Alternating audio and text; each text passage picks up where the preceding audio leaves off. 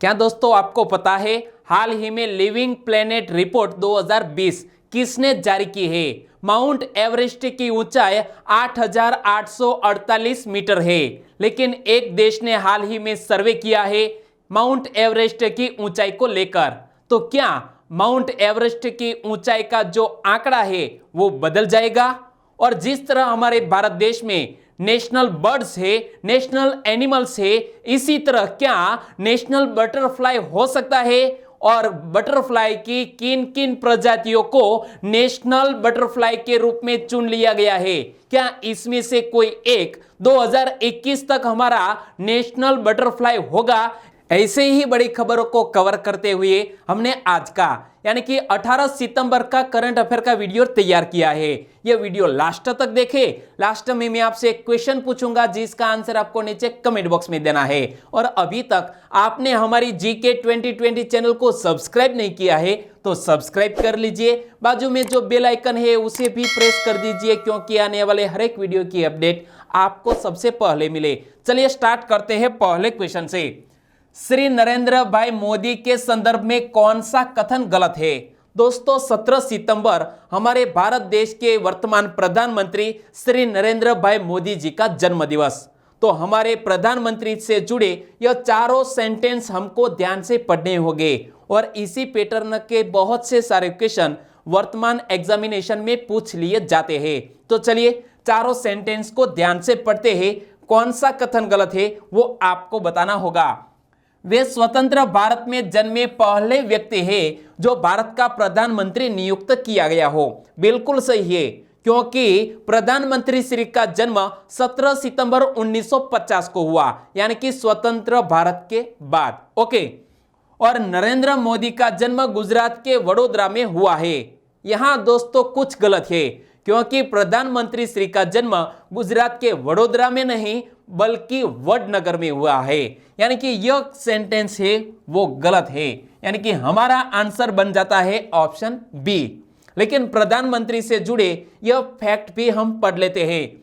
नरेंद्र मोदी गुजरात के सबसे ज्यादा लंबे समय तक शासन करने वाले मुख्यमंत्री है। बिल्कुल सही। और उन्होंने 2014 में उत्तर प्रदेश की सांस्कृतिक नगरी वाराणसी से चुनाव लड़ा था। यह भी सही है, क्योंकि 2014 के चुनाव में प्रधानमंत्री श्री ने 2 सीटों से लोकसभा चुनाव लड़ा था।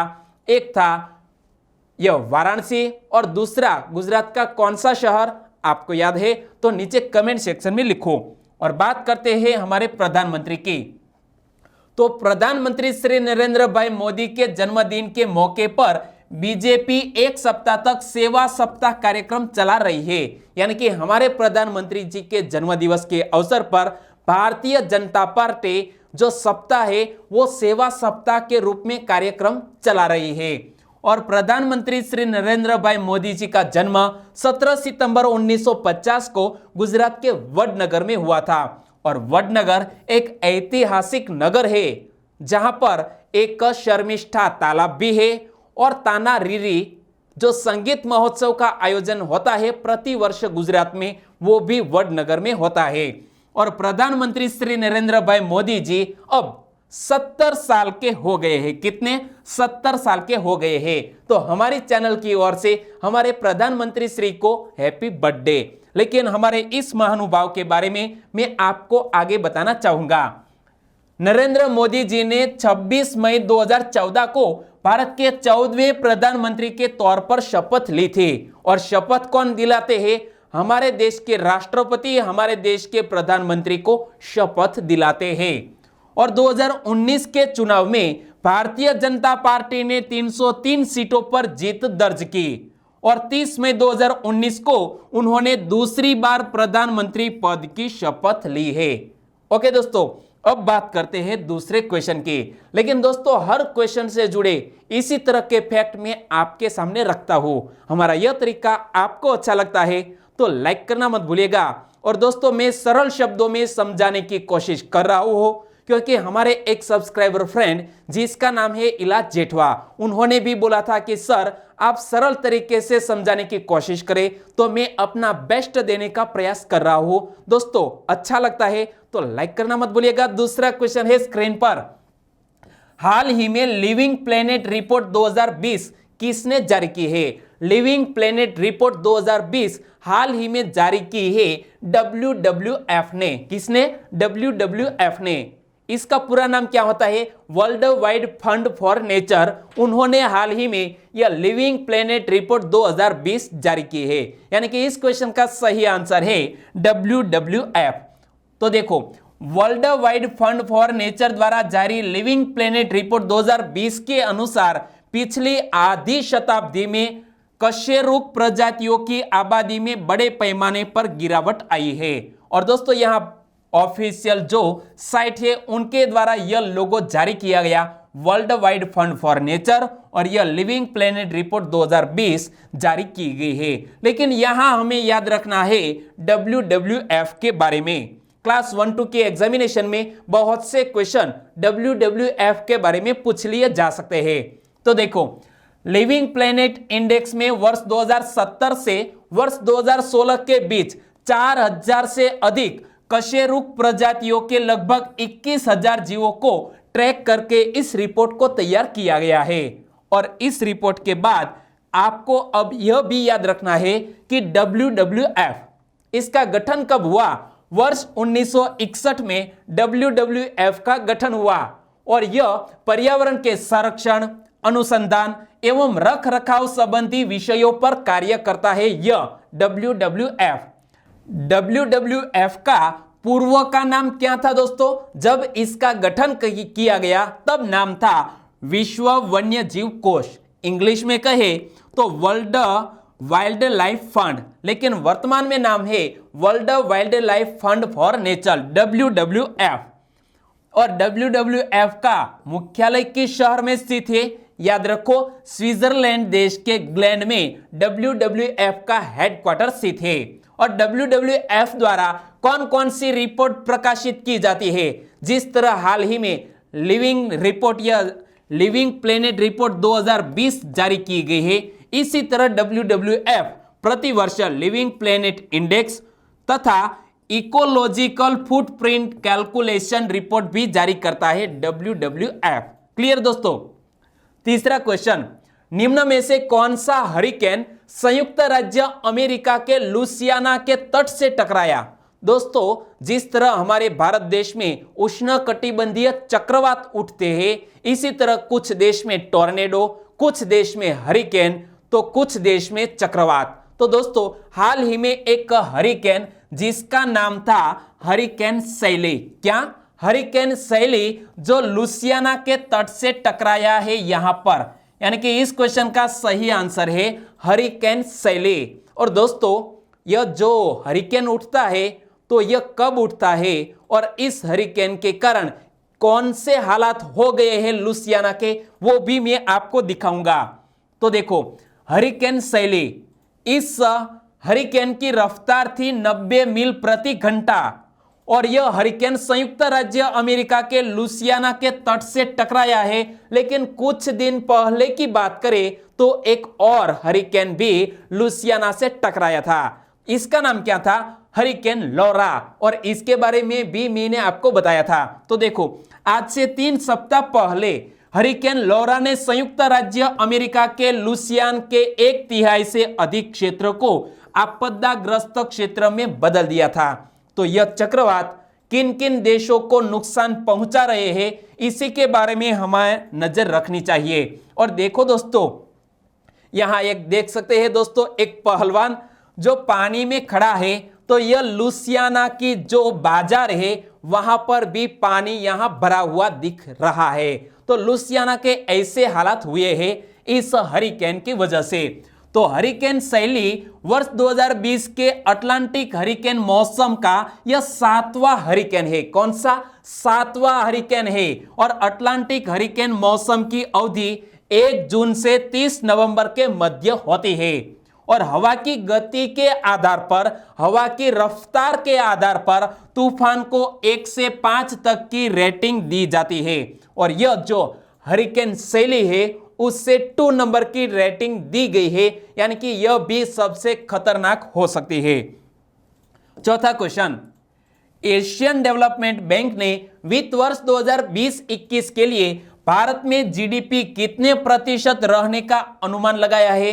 दोस्तों, मैंने आपको 15 सितंबर 16 सितंबर के करंट अफेयर में भी हमारे भारत देश की जीडीपी का जो आकलन किया गया है विविध जो इंटरनेशनल रेटिंग एजेंसी है उसके द्वारा, तो यहां एक बार फिर क्वेश्चन सामने आया है एशियन डेवलपमेंट बैंक, और उन्होंने कहा है कि भारत देश की वित्त वर्ष 2020-21 की जीडीपी दर रहेगी -9%। कितने?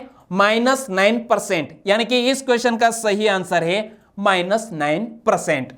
तो एडीबी ने वित्त वर्ष 2020-21 में भारत की जीडीपी में 9% संकुचन का अनुमान लगाया है, और यह अनुमान एडीबी के पिछले अनुमान से -4% से भी खराब है। यानी कि पहले एडीबी ने अनुमान लगाया था कि वित्त वर्ष 2020-21 में भारत की जीडीपी -4% रहेगी, लेकिन हाल ही में जो बात कही है वो -9% की है। हालांकि एडीबी ने वर्ष 2021-22 में भारत की जीडीपी में 8% की वृद्धि की उम्मीद भी जताई है। यानी कि 2021-22 में हमारी जीडीपी बढ़ सकती है। और बात करते हैं जीडीपी के बारे में, तो दोस्तों मैंने जो कुछ दिन पहले आपको क्वेश्चन बताए वो भी मैं आपको याद दिलाना चाहूंगा। वो मैंने क्वेश्चन पूछे थे कि हाल ही में केयर रेटिंग ने चालू वित्त वर्ष में भारत की जीडीपी में कितने प्रतिशत तक की गिरावट का अनुमान जताया?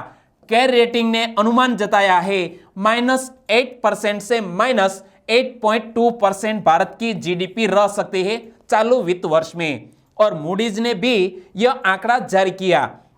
मूडीज ने वित्त वर्ष 2021 में भारत की जीडीपी कितने प्रतिशत पर रहने का अनुमान जताया है? दोस्तों -11.5%। ओके, और इसी के साथ एक क्रिसिल रिपोर्ट भी सामने आई है, क्रिसिल रेटिंग एजेंसी। उन्होंने वित्त वर्ष 2020-21 में भारत की जीडीपी कितने प्रतिशत रहने का अनुमान लगाया है? तो दोस्तों जिस तरह एशियन डेवलपमेंट बैंक ने बात कही है -9%, तो क्रिसिल ने भी अनुमान लगाया है कि भारत की जीडीपी दर वर्तमान वित्त वर्ष में यह 9% रहेगी। और जब बात करते हैं एडीबी की, तो एडीबी से जुड़ी हुई एक और घटना भी सुर्खियों में थी।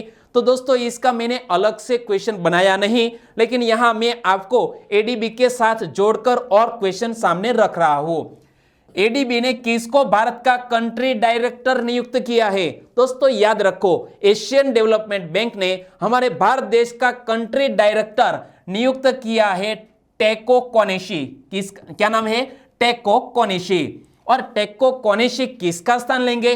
केनिची। क्या नाम है? केनिची योकोयामा का स्थान लेंगे। और भारत एडीबी का चौथा सबसे बड़ा शेयर धारक भी है, और साल 2010 से इसका सबसे बड़ा उधार लेने वाला देश भी है। यानी कि एशियन डेवलपमेंट बैंक का भारत चौथे नंबर का सबसे बड़ा शेयर धारक भी, लेकिन सबसे ज्यादा उधार लेने वाला देश भी हमारा भारत देश है। और बात करते हैं एडीबी की। एडीबी की स्थापना कब हुई? 19 दिसंबर 1966 को। और एडीबी का हेडक्वार्टर कहां पर स्थित है? फिलीपींस के मनीला के मंडालुयोंग में। और एडीबी के वर्तमान सदस्य कितने हैं? कुल सदस्य है 68। और एडीबी का अध्यक्ष कौन है? मात्सुगु अस्कावा। क्लियर दोस्तों? अगला क्वेश्चन, पेटीएम फर्स्ट गेम्स ने किसको अपना ब्रांड एम्बेसडर बनाया है? दोस्तों पेटीएम फर्स्ट गेम्स जो दोस्तों पेटीएम का ही एक सब कंपनी है, और पेटीएम फर्स्ट गेम्स के हाल ही में नए ब्रांड एम्बेसडर बन गए हैं सचिन तेंदुलकर। यानी कि हमारे मास्टर ब्लास्टर वो पेटीएम फर्स्ट गेम के नए ब्रांड एम्बेसडर बन गए हैं। तो देखो पेटीएम फर्स्ट गेम्स एक क्या है? डिजिटल वित्तीय सेवा प्लेटफॉर्म पेटीएम की एक सहायक कंपनी है। क्लियर? और क्रिकेटर दिग्गज ऐसे Sachin Tendulkar gaming platform PFG और इसके सभी फैंटेसी खेलों जैसे कि क्रिकेट, कबड्डी, फुटबॉल और बास्केटबॉल को प्रोत्साहित करेंगे। और पेटीएम कब तक आईपीएल का आधिकारिक अंपायर साझेदार है? दोस्तों जब आईपीएल की यह सीजन शुरू होने जा रही है तो पेटीएम 2022 तक, कब तक? 2022 तक आईपीएल का आधिकारिक अंपायर साझेदार भी है। और बात करते हैं पेटीएम की, तो पेटीएम के वर्तमान अध्यक्ष कौन है? अमित नैयर। पेटीएम के संस्थापक कौन है? विजय शेखर शर्मा पेटीएम के संस्थापक। और पेटीएम की स्थापना कब हुई? अगस्त 2010 में पेटीएम की स्थापना हुई और इसका हेडक्वार्टर उत्तर प्रदेश के नोएडा में स्थित है। आगे बढ़ते हैं, छठा क्वेश्चन, हाल ही में सुर्खियों में रहे थॉमस कप और उबेर कप किस खेल से जुड़ी प्रतियोगिताएं है?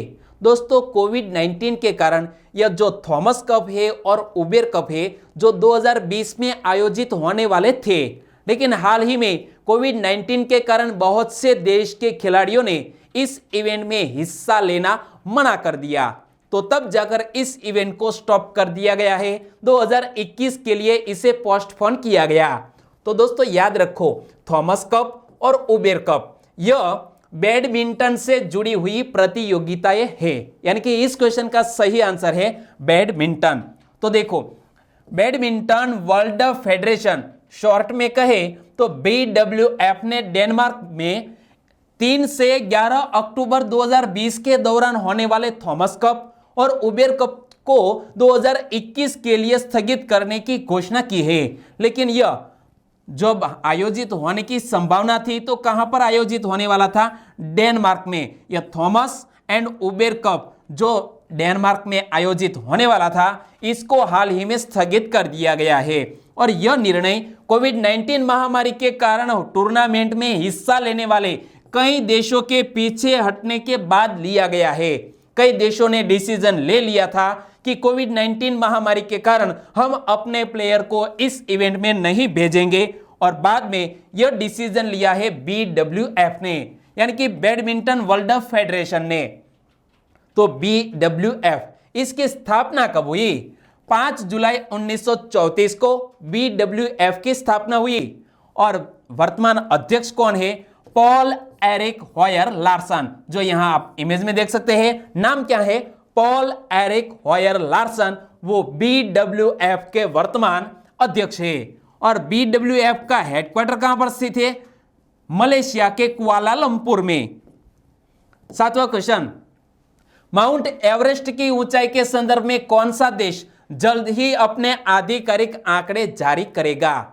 दोस्तों, माउंट एवरेस्ट की ऊंचाई कितनी है? 8,848। लेकिन हाल ही में एक देश के कुछ सर्वेक्षणकर्ताओं ने इस माउंट एवरेस्ट की ऊंचाई कम हो सकती है, इस तरह की बात की है। और इसीलिए यह आंकड़ा जारी करने वाला है नेपाल देश और चीन देश। यानी कि हमारा आंसर बन जाता है ऑप्शन डी, बी और सी दोनों। तो हाल ही में माउंट एवरेस्ट सुर्खियों में क्यों रहा? तो देखो, माउंट एवरेस्ट की वर्तमान आधिकारिक ऊंचाई 8,848 मीटर है, जिसकी गणना वर्ष 1956 में भारतीय सर्वेक्षण विभाग यानी कि सर्वे ऑफ इंडिया के द्वारा की गई थी। और अब इस संख्या को व्यापक स्तर पर स्वीकार कर लिया गया था। और हाल ही में जब 2016 की बात करें तो नेपाल में एक भूकंप आया था, और भूकंप के कारण शायद 4 या 3 मीटर की जो माउंट एवरेस्ट की हाइट है वो कम हो गई है, इस तरह का मान रहा है यह चीन देश। तो देखो, 2015 में नेपाल में 7.8% तीव्रता का भूकंप आया था। दोस्तों, परसेंट तो नहीं बोल सकते क्योंकि यह है रिक्टर स्केल। तो 2015 में नेपाल में 7.8 तीव्रता का भूकंप आया था। कुछ भूवैज्ञानिकों का मानना है कि इस भूकंप के कारण बर्फ की चोटी में कुछ कमी आ सकती है। बर्फ की चोटी में कुछ कमी आ सकती है। तो यहां देखिए दोस्तों कि नेपाल और ब्रिटिश मेजरमेंट के अनुसार यह माउंट एवरेस्ट की जो ऊंचाई है वो 8,848 मीटर है। लेकिन हाल ही में यह चाइनीज मेजरमेंट के अनुसार यह जो माउंट एवरेस्ट की सर्वोच्च चोटी है इसकी हाइट है 8,844 मीटर। तो दोस्तों यहां आप डिफरेंट साफ तौर पर देख सकते हैं। तो नेपाल के सर्वेक्षणकर्ताओं के समूह ने बीते वर्ष ही अपना कार्य पूरा कर लिया था, जबकि चीन के सर्वेक्षणकर्ताओं ने कोरोना वायरस यानी कि कोविड-19 महामारी के बीच मई माह में अपना अभियान यह पूरा कर लिया था और हाल ही में यह आंकड़ा जारी करने वाले हैं नेपाल और चीन देश। तो दोस्तों बात करते हैं नेपाल की। माउंट एवरेस्ट किस देश में स्थित है दोस्तों? नेपाल में। नेपाल की कैपिटल का नाम क्या है? काठमांडू। नेपाल के वर्तमान राष्ट्रपति कौन है? विद्यादेवी भंडारी। और नेपाल के वर्तमान प्रधानमंत्री के.पी. शर्मा ओली, यानी कि खड़ग प्रसाद शर्मा ओली। और नेपाल की करेंसी है नेपाली रुपया। और नेपाल के 85% नागरिक हिंदू है और नेपाल विश्व के प्रतिशत के आधार पर सबसे बड़ा हिंदू धर्मावलंबी राष्ट्र भी है, यानी कि सबसे अधिक आबादी किस धर्म की है दोस्तों? 85% लोग नेपाल में हिंदू है। 8वां क्वेश्चन, हाल ही में सुर्खियों में रहे मकबूल फिदा हुसैन कौन थे? दोस्तों मकबूल फिदा हुसैन, और वो MF हुसैन के नाम से आम लोगों में ज्यादातर जाने जाते हैं। तो MF हुसैन, जिसका हाल ही में 17 सितंबर को जन्म दिवस के अवसर पर समूचे राष्ट्र ने याद किया। MF हुसैन हमारे भारत देश के एक जाने माने दोस्तों चित्रकार थे। क्या? चित्रकार। यानी कि इस क्वेश्चन का सही आंसर है ऑप्शन ए, चित्रकार। तो देखो मकबूल फिदा हुसैन यानी कि MF हुसैन का जन्म 17 सितंबर 1915 को हुआ और MF हुसैन की मृत्यु 9 जून 2011 को हुई। और वे महाराष्ट्र के प्रसिद्ध चित्रकार थे जिनका पूरा जीवन चित्रकला को समर्पित था। सन 1991 में भारत के दूसरे सर्वोच्च नागरिक पुरस्कार बोले तो पद्म विभूषण से सम्मानित किया गया था MF हुसैन को। और फोर्ब्स पत्रिका ने उन्हें भारत का पिकासो घोषित किया था। किसने? फोर्ब्स पत्रिका ने भारत का पिकासो घोषित किया था MF हुसैन को। और 1998 में उन्होंने हैदराबाद में सिनेमा घर नामक संग्रहालय की स्थापना की थी। और यहां देख सकते हैं दोस्तों, इसी संग्रहालय में उनकी जो जानी मानी पेंटिंग्स है वो उन्होंने यहां प्रदर्शनी की है। और बात करते हैं इसी चित्रकार की, तो वो एक हमारी भारत की जानी मानी बॉलीवुड एक्ट्रेस जिसका नाम है माधुरी दीक्षित। माधुरी दीक्षित की एक फिल्म को उन्होंने 67 बार देखा था। कितनी? 67 टाइम्स उन्होंने एक फिल्म देखी और इस फिल्म का नाम है हम आपके हैं कौन। तो देखो दोस्तों, उस वक्त इस हमारे चित्रकार की उम्र 85 इयर्स थी, 85 वर्ष। तो देखो माधुरी दीक्षित की फिल्म हम आपके हैं कौन जो रिलीज हुई थी 1994 में, तो MF हुसैन ने 67 बार देखी थी और उनकी ऊपर पेंटिंग की पूरी सीरीज भी बना डाली थी। देख सकते हैं माधुरी दीक्षित की पेंटिंग बना डाली थी MF हुसैन ने। और उन्होंने माधुरी को लेकर साल 2000 में गजगामिनी फिल्म भी बनाई थी। ओके दोस्तों, यानी कि वो माधुरी दीक्षित के एक बहुत ही बड़े फैन थे। 9वां क्वेश्चन, निम्न में से किस देश के प्रधानमंत्री और उनके मंत्रिमंडल ने इस्तीफा दे दिया? दोस्तों हमारा एक एशियाई देश है जिसका नाम है जापान। और जापान देश के प्रधानमंत्री थे शिंजो आबे। अपने स्वास्थ्य समस्याओं के कारण प्रधानमंत्री शिंजो आबे और उनके मंत्रिमंडल ने हाल ही में इस्तीफा दे दिया है। यानी कि इस क्वेश्चन का सही आंसर है जापान देश। और 2 दिन पहले मैंने आपको जापान के नए प्रधानमंत्री कौन होंगे वो भी बताया था। तो देखो दोस्तों, सुर्खियों में रहा है जापान। जापान में अब तक सबसे लंबे कार्यकाल के लिए प्रधानमंत्री रहे शिंजो आबे ने पिछले महीने स्वास्थ्य कारणों से पद छोड़ने की घोषणा की थी और हाल ही में पद छोड़ दिया है। और इसके बाद मुख्य कैबिनेट सचिव योशिहिदे सुगा को सत्तारूढ़ लिबरल डेमोक्रेटिक पार्टी का नया अध्यक्ष चुना गया है। और हाल ही में जापान के नए प्रधानमंत्री कौन बने? तो दोस्तों आपको याद रखना है यह लिबरल डेमोक्रेटिक पार्टी, इसके अध्यक्ष योशिहिदे सुगा वो बन गए हैं जापान देश के प्रधानमंत्री। और जापान का सम्राट कौन है दोस्तों? नारुहितो।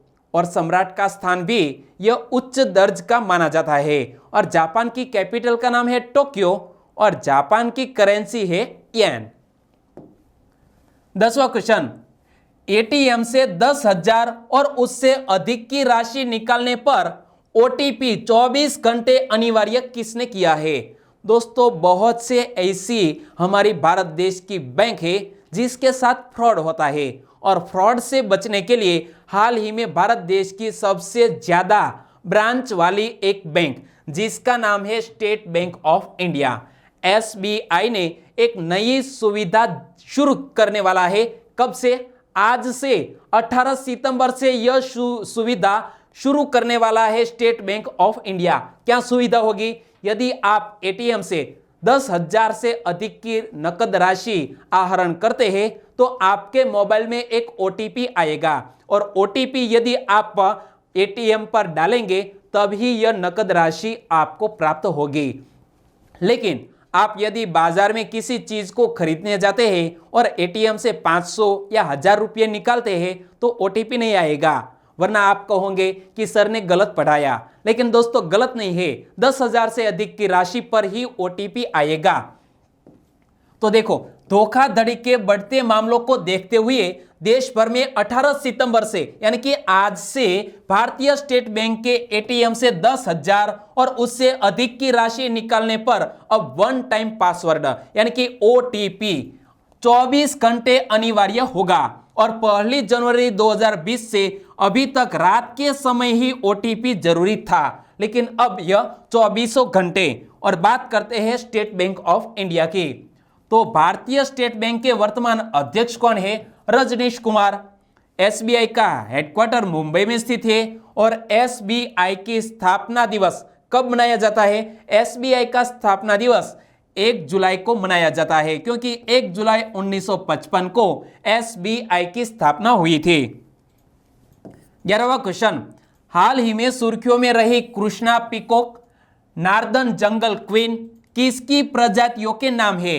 दोस्तों, यह शब्द ध्यान से पढ़िए, बहुत ही इंपॉर्टेंट शब्द है, और 2021 में यह शब्द आपको याद रखना होगा।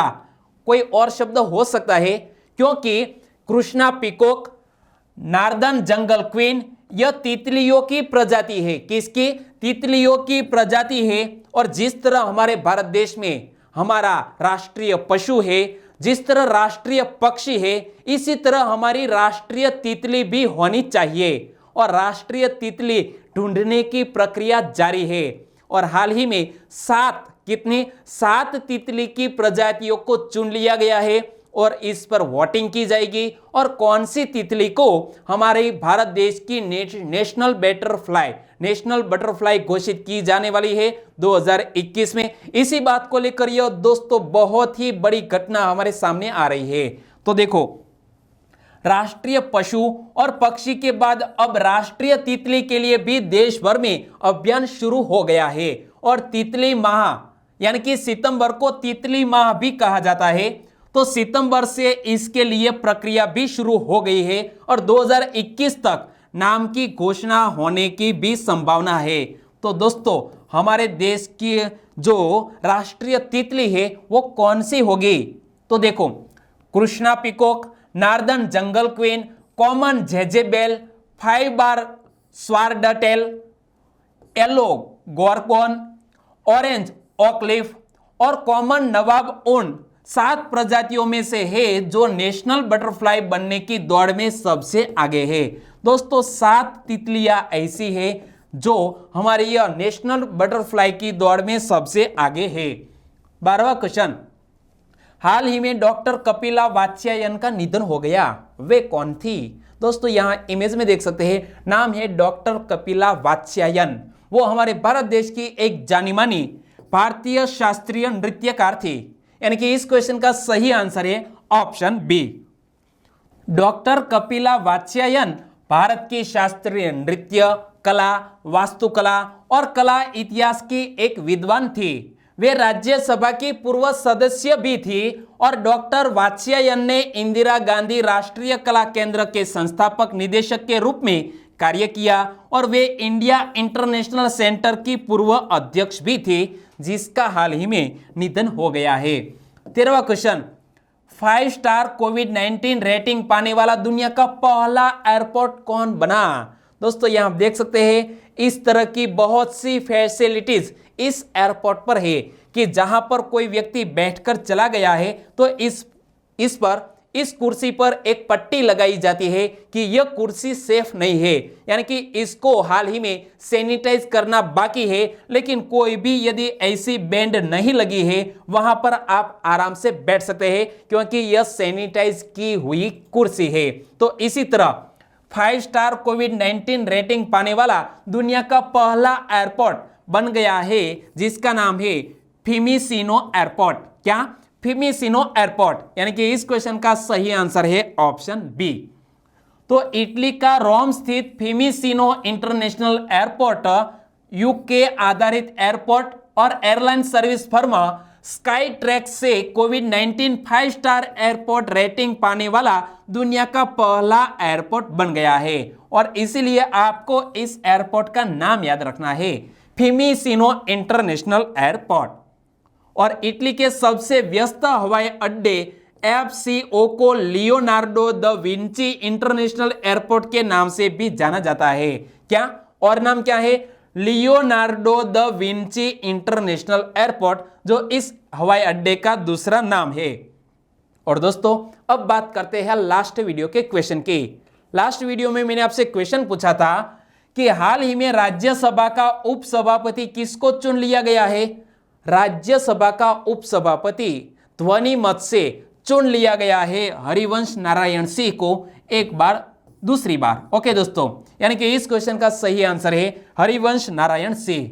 और इस क्वेश्चन का सही आंसर दिया है आश्री नीरव, तस्लीम Qureshi, any time study, Shivani Solanki और इसी के साथ साथ PS रोजासरा, गजरा राजेश, सांकलिया प्रकाश फ्रॉम बोटाद के टाटम से और नीलेश पाटनवाड़िया वो गुजरात के बड़ौदा से है, वडोदरा से है। और इसी के साथ साथ राठौड़ मयूरी KM, ठाकुर अशोक, कन्हैयालाल, पटेल वंश जो हमारे साथ पहली बार जुड़ चुके हैं, तो आपका भी हमारे चैनल में स्वागत है। रशिक आहिर, उन्होंने गुजराती में आंसर दिया है। किरण कोडारवी, उन्होंने इस क्वेश्चन के बारे में डिटेल में बताया। मेनका चौधरी, सुमित मोकरिया फ्रॉम जूनागढ़ और अनिका ठाकुर, उन्होंने भी इस क्वेश्चन का सही आंसर दिया।